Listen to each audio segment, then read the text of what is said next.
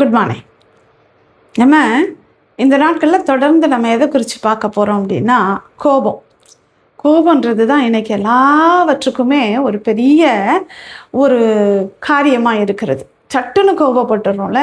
அதனால இந்த நாட்களில் கோபத்தினால என்னெல்லாம் நம்ம இழந்து போகிறோம், யாரெல்லாம் கோபப்பட்டாங்க அப்படின்ட்டு பைபிள்லேருந்து ரிலேட்டடாக நாம் தொடர்ந்து நாம் அதை பார்க்க போகிறோம். முதலாவதாக நம்ம இன்றைக்கி யாரை பார்க்க போகிறோம் அப்படின்னா காயின் ஆபேல் அப்படின்னு பார்க்க போகிறோம். அவங்க 2 பேரும் அண்ணன் தம்பிங்க.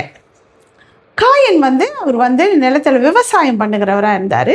ஆபேல் ஆடு மாடுகளை மேய்க்கிறதா இருந்தார். 2 பேரும் ஆண்டவருக்கு காணிக்கையை கொண்டு போகிறாங்க. காயின் தான் நிலத்தில் விளைந்தது எல்லாத்தையும் கொண்டு போகிறார். ஆபேல் என்ன பண்ணார்னா, எதெல்லாம் பெஸ்ட்டாக இருக்குதோ அந்த ஆடு மாடுகளை எல்லாம் கொண்டு போயிட்டு ஆண்டவருக்கு காணிக்கையாக வைத்தார். ஆண்டவர் ஆபேலுடைய காணிக்கையை அங்கீகரிச்சிட்டார். காயினுடையதை அங்கீகரிக்கலை. உடனே காயினுக்கு கோபம் வந்துடுச்சு ஆபேல் மேலே. அப்படியே முகமெல்லாம் மாறி போச்சு. அப்படியே எரிச்சல் உண்டாயிடுச்சு அவர் மேலே. ஆண்டவர் கேட்பார், ஏன் உன் முகம் மாறுது, ஏன் உனக்கு எரிச்சல் உன் சகோதரன் மேலே அப்படின்னு. நீ நன்மை செய்தால் உனக்கும் மேன்மை தானே அப்படின்னு ஆண்டவர் சொல்றார். ஒரு நாள் என்ன பண்ணுவார், காயின் ஆபேலோட பேசி வயல்வெளியில் இருக்கும் பொழுது காயின் என்ன பண்ணுவார், ஆபேலை கொன்று விடுவார். இப்போது ஆபேலுடைய ரத்தம் ஆண்டவரை பார்த்து கூப்பிட்டுச்சான். உடனே ஆண்டவர் காயின் இடத்துல கேட்குறாரு, உன்னுடைய சகோதரன் ஆபேல் எங்க? எனக்கு என்ன தெரியும் அப்படின்னு சொல்லிடுறார்.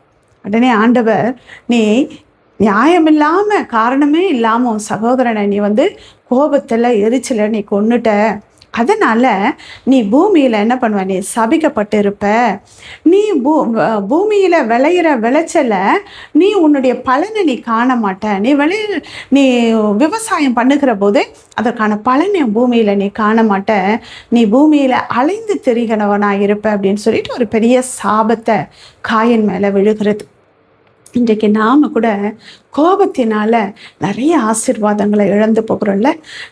நமக்கு கையின் பிரயாசங்கள் ஒருவேளை கோபத்தினால ஆசீர்வாதம் இல்லாமல் இருக்கலாம். நான் ஏன் இப்படி அலைந்து திரியிறேன்னா ஒருவேளை நம்முடைய கோபங்களை காரணமாக இருக்கலாம். இன்றைக்கு நாம் ஆராய்ந்து பார்ப்போம். நம்முடைய குடும்பத்தில், நம்முடைய சகோதரர் இடத்துல, யாரிடத்துல நம்ம கோபமாக இருக்கிறோம் என்று வசனம் இப்படியாய் சொல்லுகிறது.